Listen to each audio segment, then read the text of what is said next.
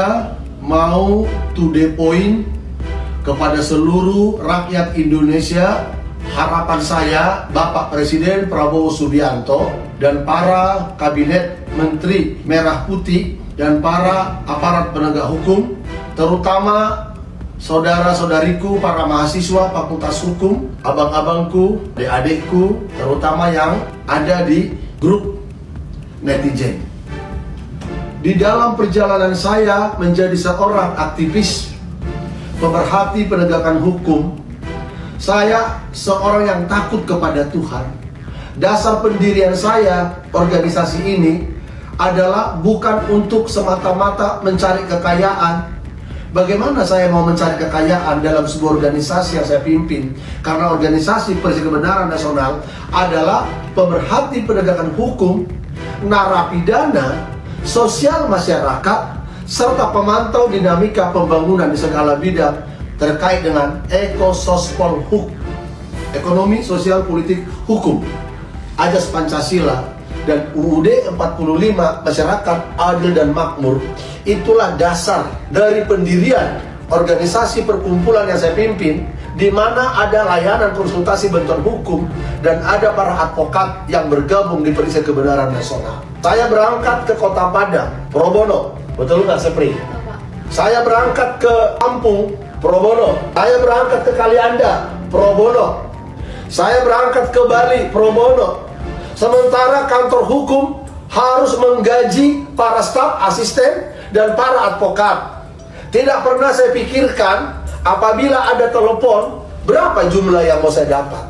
Tapi karena kecintaan kepada tanah air, kecintaan kepada Indonesia, kecintaan kepada negeriku Indonesia, yang dimana kakek saya, opung saya, ibu saya yang mengajarkan kepada saya cinta tanah air, dan saya juga mengajarkan kepada anak saya, Febra. Jarak rumah saya dengan sekolahnya ada sekitar 2 kilo. Kadang dia harus naik sepeda, kadang dia jalan kaki, supaya tertempa dalam pribadi anak saya sebuah semangat bahwa tidak selamanya harus diantar sekolah dengan mobil saya, dengan kendaraan yang harus diantar oleh asisten saya. Saya latih diri saya latih istri saya, anak-anak saya, bahkan para asisten dan pengacara muda yang ada di sini, supaya fokus kepada sebuah hidup yang selalu memikirkan diri sendiri, tapi ada orang lain juga yang harus kita pikirkan. Karena ajaran yang saya dapatkan, ajaran Tuhan Yesus, apabila kita berbisnis, kita beruntung, orang lain beruntung. Apabila kita mengurus perkara hukum, orang lain kita urus tuntas perkaranya, kita pun dapat pahala bagi yang pro bono, dapat jasa hukum bagi yang memang kesepakatan bahwa kita ada jasa persentase. Di Perisi Kebenaran Nasional ini ada subsidi silang, yang orang kaya kita berlakukan sistem aturan profesionalisme yang pendampingan keadvokatan kepada perkaranya sesuai dengan undang-undang advokat. Tapi bagi mereka yang susah, yang miskin, kita belum ada biaya dari pemerintah, semuanya pakai biaya saya, kadang biaya DAKA. Sejak berdiri Perisi Kebenaran Nasional pada tanggal 27 September 2021 sudah hampir 6 miliar uang saya, uang keluarga kita subsidikan kepada organisasi ini supaya berjalan penanganan perkara pro bono, prodeo, kunjungan ke penjara-penjara, anak-anak jalanan, waria-waria, ya, keluarga yang suaminya ditahan, ya, berperkara di luar kota, kita kunjungi semuanya. Alhamdulillah, puji Tuhan, kita tetap semangat.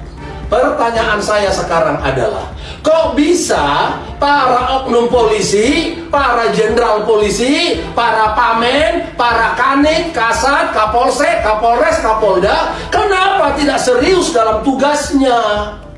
Diduga mereka yang direskrim, begitu ada orang melapor, katakanlah kita mendampingi klien kita yang pro bono, diusahakan oleh para oknum polisi supaya klien kita ini tidak harmoni dengan kita. Contoh yang di Polres Jakarta Selatan, seorang klien kami yang sudah hampir 3 tahun belum juga tuntas.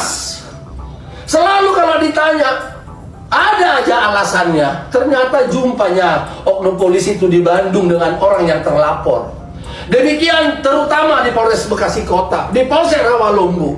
Ada banyak laporan-laporan kita yang dimana sengaja diciptakan oleh oknum polisi supaya kita benturan dengan orang yang kita bela. Karena pembelaan saya kepada klien, kepada masyarakat, tidak pernah pembelaan yang nilainya rendah. Bahkan saya korbankan banyak hal, uang saya pun saya kasih. Terutama kayak yang kemarin di Bali, terutama tadi yang barusan datang ke kantor kita. Dia semuanya mendapatkan apa yang dari kebaikan saya. Dan kenapa saya mau melakukan itu? Karena saya ini punya hati mengasihi negeri ini. Saya minta kepada Bapak Presiden Republik Indonesia, Prabowo Subianto, supaya para penyidik-penyidik Polri di restoratif, diubah. Kalau penyidik di Polsek, penyidik di Polres, sudah kelamaan, penyidik itu sudah diduga menjadi orang yang suka mempermainkan pekerjaannya. Mana yang menguntungkan, mana yang menguntungkan, itu yang diutamakan. Walaupun ganti Kapolda, ganti Kapolres, ganti Kapolsek, ganti Kasat Reskrim, ganti Kasat Narkoba, kalau penyidiknya itu terus sudah menjadi penyidik diduga jahat. Ada banyak penanganan perkara di Polsek Rawalumbu, di Polres Metro Bekasi Kota, di Polda Metro Jaya, di Polres yang ada di Jakarta Selatan, belum juga tuntas. Bahkan yang di Polres Bekasi Kota diduga diusahakan supaya jangan ada pengacara dalam sebuah tujuan dia. Uang pensiun dari klien kami yang hampir 100 juta sampai sekarang sudah 4 tahun nggak tuntas di Polres Metro Bekasi Kota karena unit Ranmor, karena Reskrim Polres Bekasi Kota diduga hendak mengambil keuntungan dari orang berperkara. Saya sampaikan sekarang, saya minta kepada adik-adik mahasiswa, jadilah seorang fakultas hukum atau mahasiswa yang bukan fakultas hukum sampai kepada tujuan.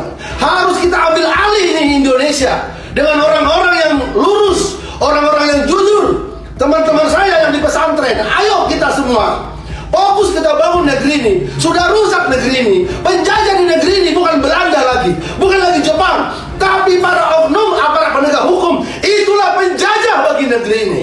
Saya diteleponi oleh ketua LSM, diteleponi oleh ketua organisasi tertentu. Apa benar Bapak tidak mau menggunakan uang yang datang dari cara yang tidak benar, dalam arti menakut-nakutin orang, 86 dengan pejabat? Nggak mau saya. Organisasi Barisan Kebenaran Nasional tidak mendapatkan uang dari kesalahan orang, apalagi mencari-cari kesalahan orang. Organisasi Barisan Kebenaran Nasional mendapatkan rezeki dari hasil dia bekerja mengurusin orang. Dan tidak ada proposal kita. Kalaupun kita berbagi kepada orang tertentu, kita mau ada acara, itu hal biasa. Itu pun hanya bercerita. Namun ada banyak orang, terutama dari kalangan oknum petinggi Polri, sudah makin jelas diduga mengadu domba saya dengan orang tertentu supaya saya jelek, supaya saya bahkan bisa terjerat hukum pidana.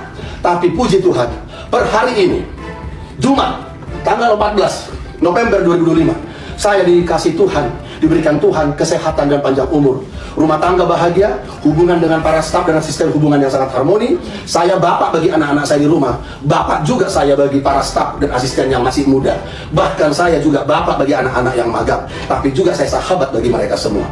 Demikian saya sampaikan, Indonesia harus diselamatkan dari orang-orang yang hendak menggunakan jabatannya untuk korupsi, untuk memeras, untuk terima suap dan lain sebagainya. Kita lawan. Saya akan lawan.